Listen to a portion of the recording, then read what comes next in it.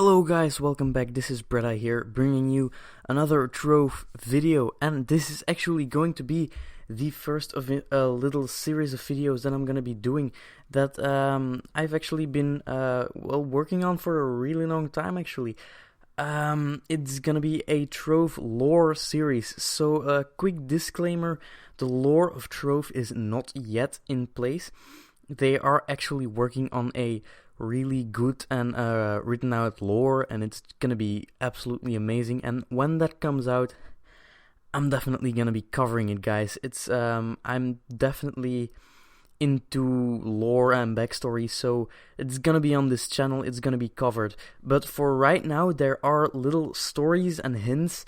If you are willing to dig deep and go on the dark side of the internet, as I like to call it, and go back like in records of Trove announcements and stuff and item descriptions, we are actually able to piece together just a little bit of the lore, and that's what I am going to be telling you guys today. So let's start off, guys, with the story of how it all began.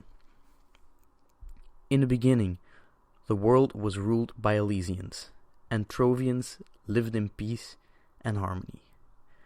But jealousy arose, even between gods. Shining radiantly in her kingdom in the sky, the sun goddess led the Elysians and the Trovians with wisdom and compassion. Over time, the moon goddess grew jealous of this harmony and schemed to steal their devotion from her. Working in the dark, she forged a secret pact with the shadow of I really can't pronounce his name, guys. Cthulhu, something like that, allowing the forces of evil to enter the inner realms. Evil rarely holds to its bargains, and Cthulhu and his minions were no exception. Battle was waged from dawn until dusk. And as the sun set on the day of the invasion, the sun goddess knew her realm would not last the night. Left with a single choice, the sun goddess sacrificed herself in a radiant explosion that scattered her domain and repulsed the forces of shadow. With her last breath, she imbued the Trovians with her power, appointing them protectors of the realm to continue the fight. A collection of majestic sky islands are all that remain of the sundered realm of the sun goddess. Each is covered with ancient, trap-filled ruins, and they're filled with ancient knowledge of the Elysians. So that's actually kind of the origin story, which also proves that we're actually playing a post-apocalyptic game right here. If that's how you can call that, I guess we can call that the apocalypse story from now on. So that's actually how the Trovians gained something. So they used to actually be just a common folk with nothing really special about them, I guess. The Elysians were everything in the world, I guess. They were the big leading party, and they were, the wisest party and all of that kind of stuff. So I guess the Trovians were just like, the normal guys, and from that point on, the Trovians actually gained powers because the sun goddess sacrificed herself. Now, this radiant explosion that they talk about in the apocalypse story can actually still be viewed if you look to the sun in the when you are in the radiant realm. What's left of it. Then, if you look at the sun there, you will actually see it pulsating. and little sparks coming off of it, which might mean that the sun goddess might actually still be alive, because that sun definitely looks alive. So maybe, just maybe, the sun goddess can still be around. Like, maybe she's really weakened and that's why she can't contact us anymore. So who knows, when this game, when the timeline really goes on, and maybe in a few years the sun goddess will have gathered enough power to come into contact with us or something like that. Now, we do know that the Shadow Hunter is one of the most direct, Trovian classes that has the most direct connection with the sun goddess, because, Shadow Hunter kind of hunts the shadows and stuff like that. But you can also see, when you look at this ultimate ability, Arrow of the Goddess. Marks all nearby enemies with a dark whisper and lets fly a radiant arrow touched by the goddess herself. So it's possible that this class was actually, that this group of Trovians was actually like the elite of the Trovians, maybe? Once again, none of this is confirmed. It's really vague, the lore, so all of this is speculation, and I try to find some facts about it so I can kind of make a point here, but I'm not entirely sure. So, but it might actually be the case that these were kind of like elites of the Trovians, and that the sun goddess appointed them to be shadow hunters when the shadow conflict, as I would like to call it, happened. The shadow conflict, which then again led to the apocalypse. So yeah, I think they might have been around actually. Now, as you can see, as the description for Radiant Ruins, once the stronghold of the mighty sun goddess, this blasted realm now hides the secrets of the Elysians, among with a healthy complemented traps. Venture into the world through a special portal and gather these treasures on your journeys. So there definitely was something like grave robbery going on after that period, I guess. I would think that if like the Trovians, they were always like underneath the Elysians, I think, because the Elysians in the story, it's definitely shown that they are definitely more powerful and smarter and stuff. It also, they could fly. Elysians could fly. Now, I don't know how these guys looked or anything, but in a later story that I'm going to be telling you guys in the next episode, I do believe, of this lore series, there's kind of some evidence that they can actually fly.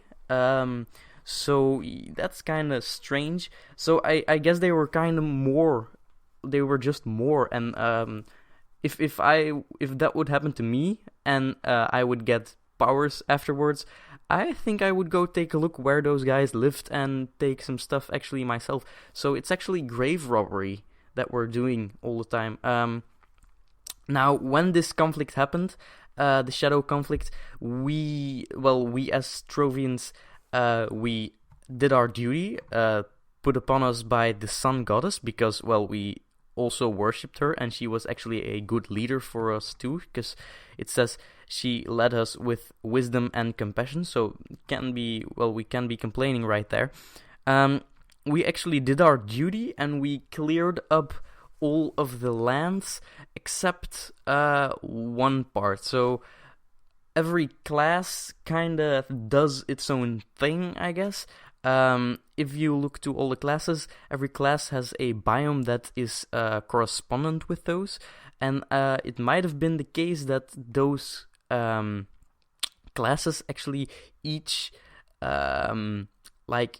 got rid of the evil in their respective areas, and that's why they're so linked to these areas. For example, Neo City is definitely like a place for a Neo Ninja. It even says it in the name. So it might actually be the case that these classes actually took it upon themselves to rid certain areas of, well, the, like, not the lesser evil, like the mobs and stuff that are still around to this day, but I think the direct minions of Cthulhu, I think those were actually, well, they rid those out of the world, actually, except for in one place, and this is actually evidenced by the ore. When you, well, they may have rid it there, gotten rid of it there, but it's still influenced by evil, and some of you players out there might actually know what I'm talking about. I'm talking about the Cursed Vale biome. Every biome has the golden souls, which are souls made out of pure-heartedness and goodness and everything that's good in the world. But the Cursed Vale biome actually doesn't have those. It's the only biome that has somber souls. So I don't know what the case is, but there's still something not right in that biome. So it might be the case that there's still some evil lurking around, maybe, I don't know. Maybe in the future Cthulhu will do another attempt at, entering our world, entering the, what they call it here, the inner realms. And maybe because of the fact that the biome, well, the Cursed Vale biome is actually more exposed to evil, maybe because of that, that's a good entry point for him. Maybe the link between his world and our world is still strong there, because I don't know how he got into our realm. There are still some things left, for example, well, from him, for example, the eyes of Cthulhu and the tentacles of Cthulhu and stuff like that. But I have reason to believe that the shadow enemies, well, like the shadow giants, Shadow King, Shadow Knight, I do think he's called, Shadow Knight, and the Dream Monster or the Colossus are actually, well, tied to Cthulhu, but they kind of went their separate path, I do believe, because they're actually still around, and Cthulhu is not. And well, I definitely know they are tied up together, because when you do your rewards when you go to the shadow market, there is some, there is an Eye of Cthulhu as a mount, and there is like the Chaos Horse or whatever he's called, and it definitely supports the same style as Cthulhu, so that's definitely interesting. Now, when we look to certain items in the game, or certain mounts in this case, we can definitely read some stuff off of those. Now, if we look at the Radiant Steed, we can definitely see that it is heavily inspired by the Elysians, but also the flavored text. Glowing brightly, they shine. Their light shines forth to inspire fear in the servants of Cthulhu. So these might actually be the horses that were used by the Elysians in their in the Shadow conflict. So that's actually very, very cool. Now, on the other hand, there is the opposite of the Radiant Steed. There is the Warhorse, a heavy armored battle mount who doesn't skip intimidation, leaving a trail of destruction in its wake. This fearsome charger most certainly means war. So I think those might actually be the mounts used by the Shadow Army. Now, I do think that the Shadow Army is something different from Cthulhu's army, because when we look at the Ice Sage skin shadowy disciple, it definitely supports like the tentacle stuff and the eyes and stuff like that, and that's a very important in its style. But when we look to the shadow guys, like the Shadow Knight, the Shadow Giants, or the Colossus, they definitely have, or the Warhorse, for example, they definitely have a different style. So I think there might actually have been two factions definitely connected to each other. Maybe they came to existence from one perspective, well, from one point. But I definitely think they split up, because there is actually a legend that I'm gonna be talking to you guys about in a next episode, actually, not in the next episode, about the shadow giants, and the Colossus, actually, and he was still around after the apocalypse already had happened, and after, he kind of got shut up in another dimension. But he was still around back then, while Cthulhu was already banished, I guess. So that might mean that the Colossus was actually Cthulhu's general or something, and he just left with his own troops, being the Shadow people, and the Tentacle guys actually went back with Cthulhu or something. I don't know. Now, with all of this information, I do not want you to feel pity for the moon goddess. She was actually worshipped on her own. Now, she wasn't just like that goddess on the background that nobody liked. When you actually look to the Neo Ninja skin lunar Ronin, well, Ronin actually stands for a samurai that has been dishonored. Well, he doesn't have a master anymore. And lunar actually stands for the moon. So there, the text underneath it actually says, "Once followed the moon goddess, these samurai wander the wilds of Trove, bound to a master no more."